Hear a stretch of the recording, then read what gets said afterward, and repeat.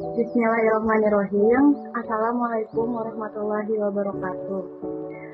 Di sini kami dari kelompok 3 Studi Masyarakat Indonesia akan mempresentasikan mengenai kajian masyarakat Kecamatan Sukaratu sebagai sistem sosial budaya. Anggota kelompok kami ada Yana Nuraini, Mufidatun Nisa, Lilis Noviasari, Purwo Aji Saputro, Muhammad Wildan, Daul Hasanah, dan ada juga Muhammad Nabila Silmi, Khairun Nisa, dan Rani Nisa Nuraini. Untuk materi pertama, mengenai letak dan luas wilayah Kecamatan Sukaratu, saya persilahkan. Baik, di sini saya akan sedikit menjelaskan tentang letak dan luas wilayah Kecamatan Sukaratu. Untuk letak geografisnya, Kecamatan Sukaratu adalah salah satu kecamatan yang berada di Kabupaten Tasikmalaya. Nah, wilayah administratif Kecamatan Sukaratu terdiri dari 8 desa, yaitu Desa Gunung Sari, Indrajaya, Indrajati, Sinagar, Sukagali, Sukamahi, Sukaratu, dan Kawang Banteng.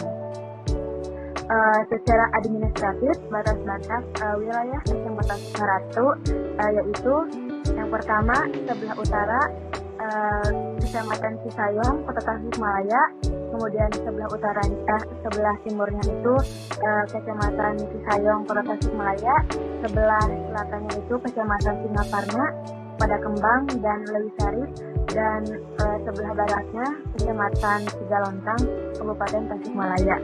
Boleh di-next.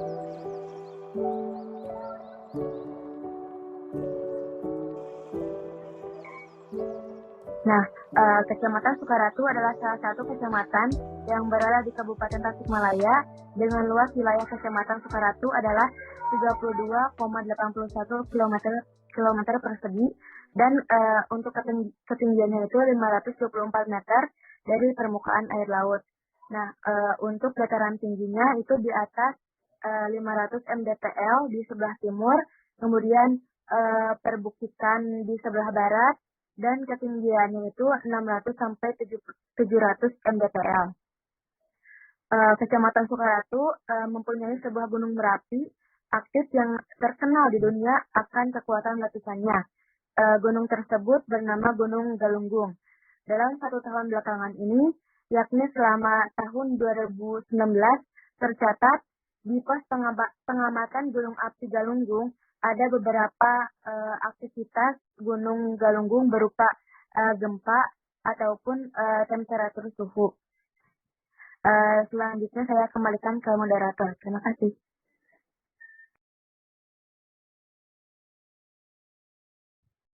Baik, terima kasih kepada Mufidatun yang telah menjelaskan mengenai letak luas Desa Sukaratu dan juga topografi.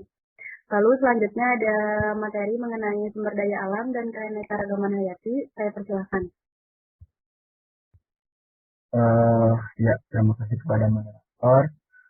Selanjutnya untuk materi sumber daya alam dan juga keanekaragaman hayati yang ada di Kecamatan Sukaratu ini, yang pertama ada pertanian. Pada kegiatan pertanian ini, penduduk Kecamatan Sukaratu banyak sekali memiliki mata pencaharian sebagai petani dan juga fokus bidangnya terhadap bidang pertanian beras ataupun padi.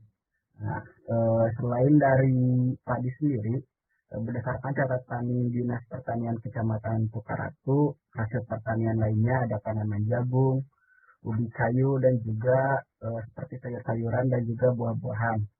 Begitupun halnya dengan peternakan, di mana penduduk Sukaratu banyak beternak sapi, kambing, dan domba yang dimanfaatkan terkait daging dan juga susunya. Kemudian selain itu terdapat juga peternakan ataupun memiliki hewan kerbau yang kebanyakan digunakan untuk membajak sawah.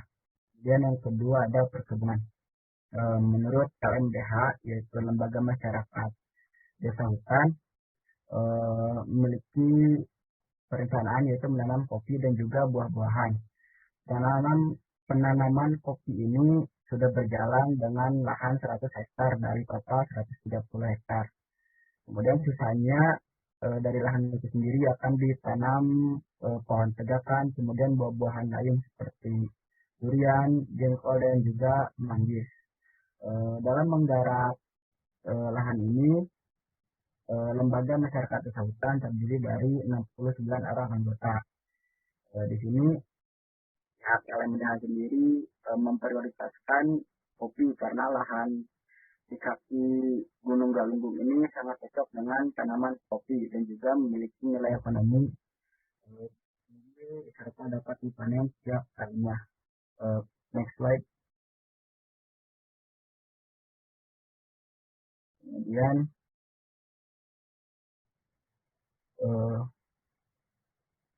yang terakhir, yang ketiga itu ada perikanan air tawar.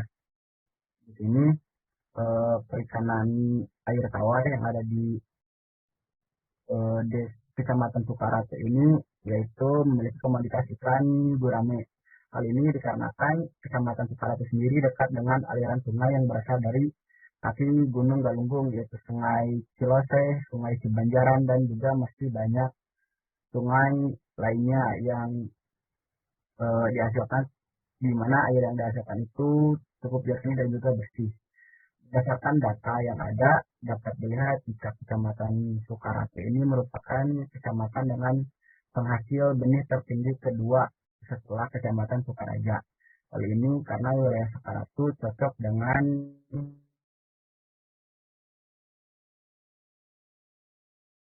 habitat, terdapat wilayah dengan penghasil benih khusus, yaitu jenis ikan gurame soang yang masih berproduksi sampai sekarang, tepatnya di Desa Sukamahi, Kecamatan Sukaratu, Kabupaten Tasikmalaya.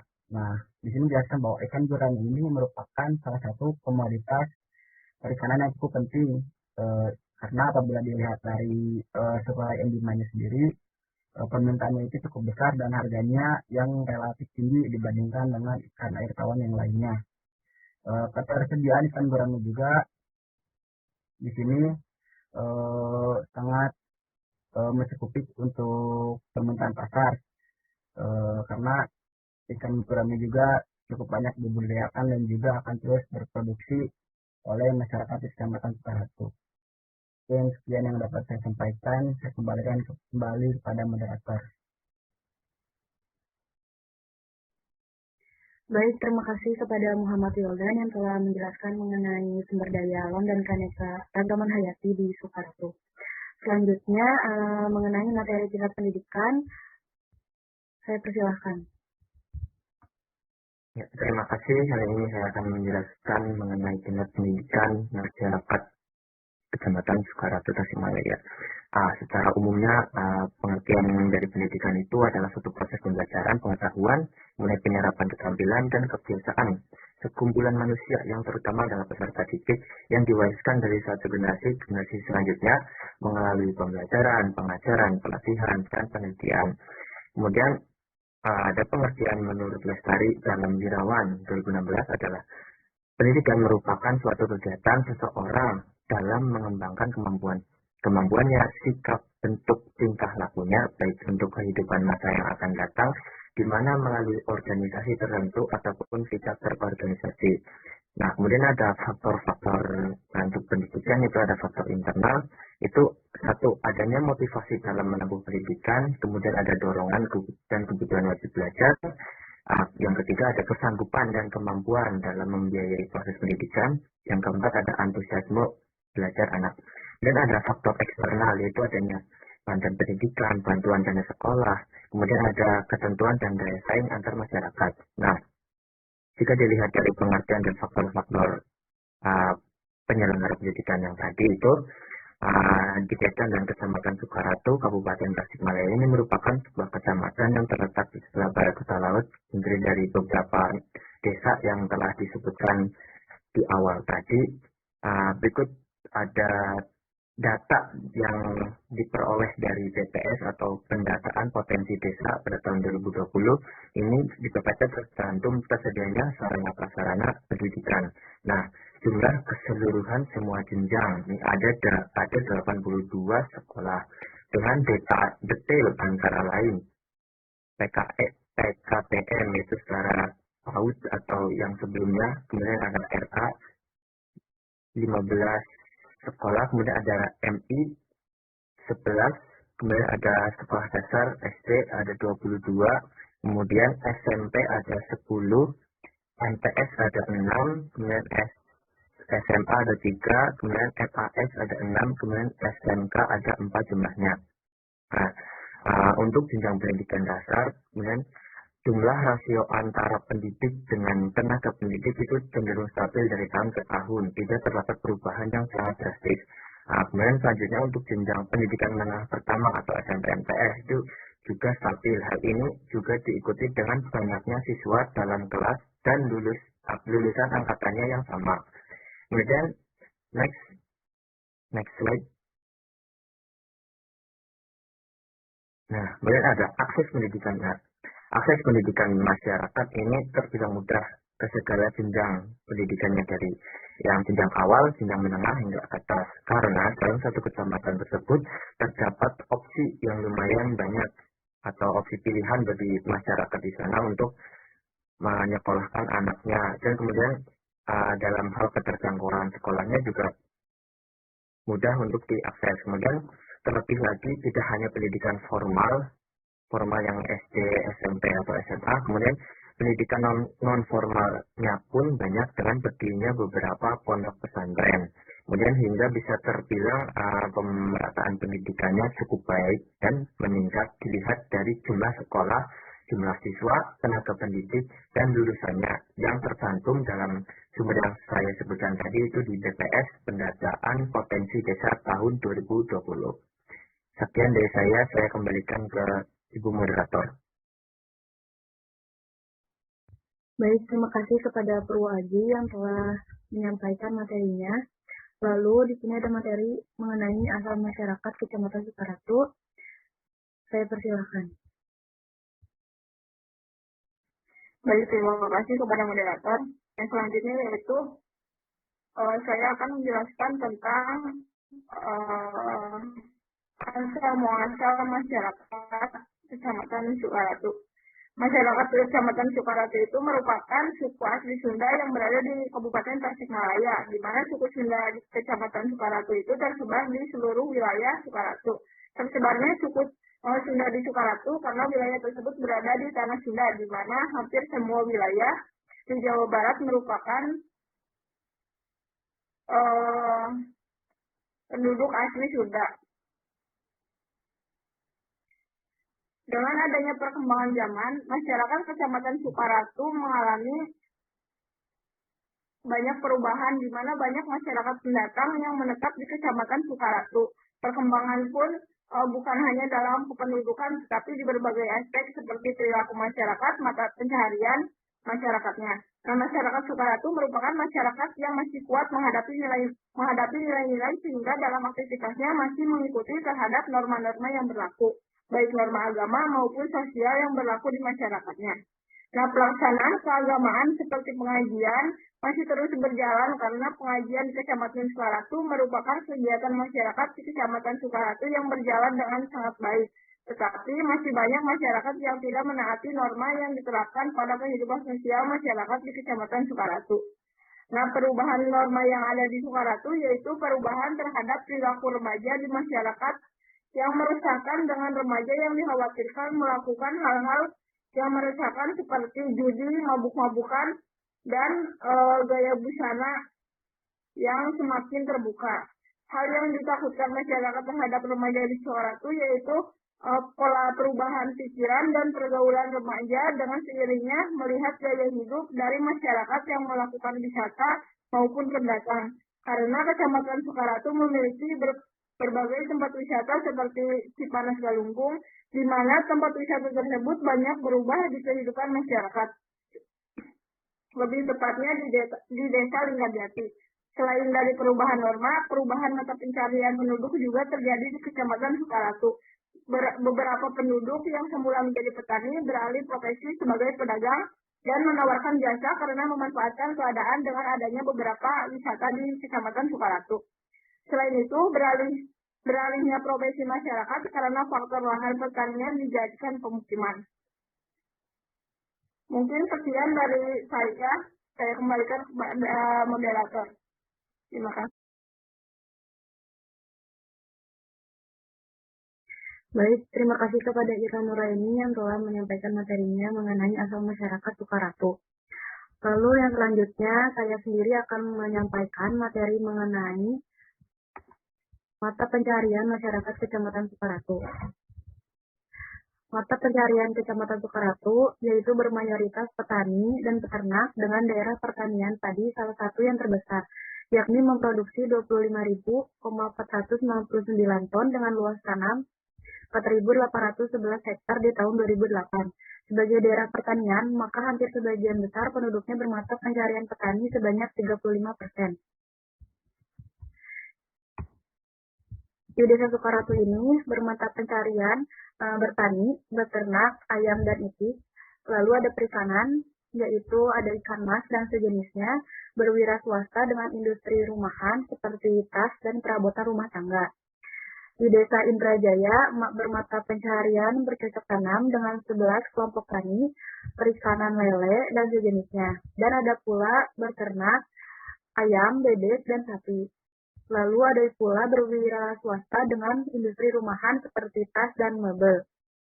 Lalu ada di Desa Sukagali, yaitu bermata pencarian buruh tani dengan minoritas beternak, ayam, dan sapi, dan juga berwira swasta dengan industri rumahan, tas, dan mebel. Di Desa Sukamahi, bermata pencarian buruh, tani, dan pertanian padi.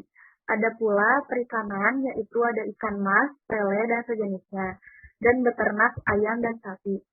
Lalu di Desa Linggajati, bermata pencarian bercocok tanam dan kelompok tani. Ada pula yang berwira swasta dengan industri rumahan, yaitu kerajinan tangan. Di Desa Sinagar, bermata pencarian bertani, ada kelompok tani dan juga ada buruh tani. Ada pula yang bermata pencarian sebagai peternak ayam, kambing, sapi, dan bebek.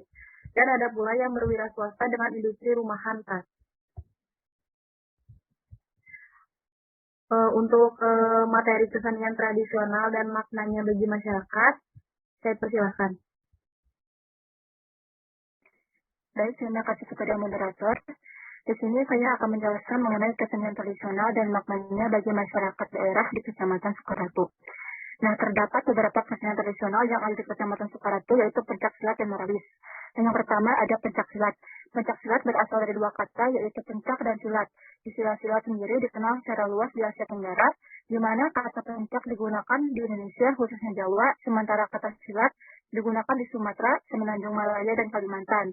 Istilah pencak kemudian berkembang menjadi lebih mengedepankan unsur seni dan penampilan keindahan gerakan, sementara silat adalah inti dari ajaran bela diri. Adapun sejarah pencaksilat di Kecamatan Sukaratu, dalam observasi yang dilakukan kelompok kami di Kecamatan Sukaratu tentang budaya pencaksilat, kami mewawancari salah satu tokoh yang memiliki padepokan pencaksilat yang diberi nama Perguruan Putra Daya Rati. Narasumber bernama Endang Muryar yang berusia 52 tahun. Dalam wawancara, kami mendapatkan hasil bahwa pencaksilat yang terdapat di Kecamatan Sukaratu ini merupakan salah satu bentuk pelestarian budaya Sunda dan dikenalkan kepada penerus berikutnya.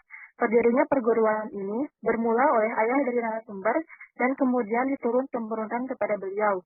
Pencaksilat seringkali dijadikan sebagai suguhan pementasan pada acara-acara tertentu seperti acara pernikahan, hitanan, acara pagelaran seni di sekitar kawasan Gunung Galunggung, peringatan Hari Kemerdekaan, dan lain-lain. Adapun makna pencaksilat bagi masyarakat di Kecamatan Sukaratu, yang pertama ada pencaksilat sebagai seni dan budaya. Pencaksilat dimaknai sebagai seni budaya karena dalam gerakan pencaksilat terdapat keselarasan serta keseimbangan antara wirama, wirasa, dan wiraga atau keserasian irama, penyajian teknik, dan penghayatan. Pencaksilat juga merupakan budaya atau warisan dari leluhur yang harus terus dijaga dan dilestarikan. Yang kedua ada pencaksilat untuk bela diri. Jika dilihat dari sudut pandang bela diri, pencaksilat menggunakan seluruh bagian anggota tubuh dari ujung jari tangan, kaki sampai kepala dengan menggunakan senjata atau tanpa menggunakan senjata. Yang ketiga ada pencaksilat untuk pendidikan. Adapun dari sudut pandang pendidikan, pencaksilat memberikan kemampuan, keterampilan, dan kemantapan untuk mempertahankan dan membela diri terhadap sebuah ancaman bahaya baik dari dalam maupun luar, serta untuk menjamin keselarasan dengan alam sekitarnya. Next slide. Selanjutnya yaitu ada kesenian tradisional Marawis dan maknanya bagi masyarakat. Marawis adalah salah satu jenis musik perkusi dengan unsur religi yang kental, dibawakan untuk mengiringi sholawat atau pujian kepada Allah Subhanahu wa Ta'ala dan Rasulullah Shallallahu Alaihi Wasallam. Kesenian Marawis di Kecamatan Sukaratu ini merupakan sebuah wilayah yang memiliki unsur religi yang kuat. Hal tersebut dipengaruhi karena aspek pendidikan di Kecamatan Sukaratu. Terdapat banyak tempat pendidikan agama serta lembaga pesantren di Kecamatan Sukaratu. Hal tersebut tentu mempengaruhi kultur budaya masyarakat Sukaratu. Adanya kesenian Marawis sudah merupakan hal yang lumrah jika terdapat di pesantren. Bahkan kesenian Marawis sudah diajarkan sejak dini, sekitar usia 5-6 tahun di masyarakat Kecamatan Sukaratu. Pelestarian kesenian Marawis di Kecamatan Sukaratu bukan hanya dipengaruhi oleh faktor lingkungan dan faktor pendidikan saja, tapi juga dipengaruhi oleh minat masyarakat serta antusiasme generasi muda dan anak-anak di Kecamatan Sukaratu untuk terus melestarikan kesenian ini. Adapun makna kesenian Marawis bagi masyarakat di Kecamatan Sukaratu yang pertama sebagai hiburan. Marawis biasa digunakan atau dimainkan sebagai hiburan acara-acara seperti acara Islami dan hajatan. Kesenian Marawis ini cukup sederhana, namun Marawis ini dapat memeriahkan acara sebagai hiburan masyarakat. Lalu yang kedua ada pelestarian budaya, di mana bagi masyarakat Kecamatan Sukaratu, Marawis merupakan kesenian yang muncul dari kalangan atau orang-orang terdahulu yang membawa kesenian ini sebagai tradisi dan budaya masyarakat, mengajarkan seni budaya untuk dipertahankan dan dilestarikan. Lalu yang ketiga sebagai ibadah. Setiap pemain Marawis menabung alat sambil bersolawat. Dalam Islam bersolawat merupakan suatu ibadah. Jelas terdapat dalam Al-Quran dan hadis. Terdapat banyak keutamaan dalam bersolawat kepada Allah Subhanahu wa Ta'ala dan Rasulullah Shallallahu Alaihi Wasallam. Oleh karena itu, masyarakat menganggap bahwa ketika mereka ikut bersolawat saat ada permainan Marawis, maka hal tersebut dapat menjadi amalan bagi mereka. Terima kasih. Saya kembalikan kembali kepada moderator. Selanjutnya adalah kearifan lokal tentang pemanfaatan sumber daya alam di Kecamatan Sukaratu. Dalam melihat suatu kelompok masyarakat dalam hubungannya dengan hutan, masyarakat di Kecamatan Sukaratu memegang teguh hukum dan norma adat sebagai kesepakatan yang mengatur pola kehidupan mereka sehari-hari.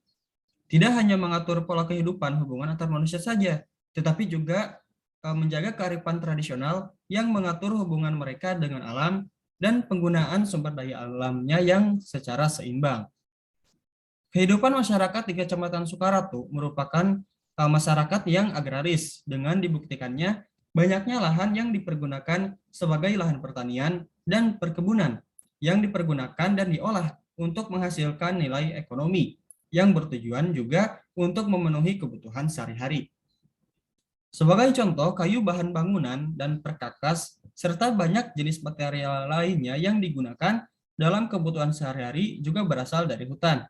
Salah satu contohnya adalah kerajinan dari pohon bambu yang diolah menjadi dan dianyam menjadi bakul nasi, meja, kursi, tas, dan juga lain-lainnya yang menjadikannya sebagai nilai tambah dalam ekonomi masyarakat setempat. Ada juga pembajakan sawah yang masih menggunakan kerbau karena masyarakat di Kecamatan Sukaratu meyakini dengan membajak sawah menggunakan kerbau dan juga bajak tradisional akan mampu mempertahankan humus tanah dan menjaga kualitas dari padi yang dihasilkan. Tekstur lumpur pun menjadi halus dan lingkungan di sekitarnya tetap lestari. Ada juga tentang konservasi yang meliputi konservasi Gunung Galunggung sebagai destinasi atau desa wisata sebagai upaya dalam mengurangi dan juga menghentikan pertambangan pasir yang ada di sana. Mungkin cukup sekian yang dapat saya sampaikan. Terima kasih. Lalu materi selanjutnya ada peran wanita dalam pembangunan masyarakat. Kepadanya saya persilahkan. Iya, baik. Terima kasih, moderator. Materi selanjutnya yaitu mengenai peran wanita dalam pembangunan masyarakat. Nah, peran wanita dalam pembangunan masyarakat ini dapat didefinisikan sebagai sesuatu yang dilakukan oleh seorang wanita yang sudah matang secara emosi dan afeksi yang berkaitan dengan keterlibatan wanita dalam pengambilan keputusan, berkontribusi dalam memberikan gagasan, tenaga, ataupun materi untuk memenuhi harapan orang lain. Nah, peran wanita dalam pembangunan masyarakat di Kecamatan Sukaratu ini diantaranya yaitu ada ibu-ibu PKK. Nah, peran ibu-ibu PKK dalam bidang kesehatan ini yaitu ikut berkontribusi dalam kegiatan posyandu yang rutin dilakukan 1 bulan sekali. Kemudian ikut berkontribusi juga dalam pengkoordinasian vaksinasi COVID-19 serta pengkoordinasian bantuan sosial dari pemerintah. Kemudian yang kedua ada Wanatani, di mana organisasi ini dikoordinasi oleh wanita dalam membantu penyaluran bantuan pertanian, seperti halnya pengadaan pupuk untuk pertanian dan penyediaan bibit. Kemudian yang terakhir ada Ekoprint, di mana pemberdayaan masyarakat di bidang Ekoprint ini dikelola oleh ibu-ibu, merupakan salah satu inovasi mengolah bahan alami di sekitar Gunung Galunggung untuk pewarna kain. Nah, bahan alami yang digunakan dalam pengolahan pewarnaan kain ini yaitu ada daun jati yang masih muda, kemudian daun jati Afrika, lanang atau pengporang, kemudian daun jarak, dan rumput-rumputan. Sekian dari saya kembalikan kepada moderator. Terima kasih. Baik, terima kasih kepada Lilis yang telah menyampaikan materi mengenai peran wanita. Lalu di sini telah selesai presentasi dari kelompok 3. Terima kasih dan mohon maaf selaku moderator atas ada kekurangan maupun kesalahan. Wassalamualaikum warahmatullahi wabarakatuh.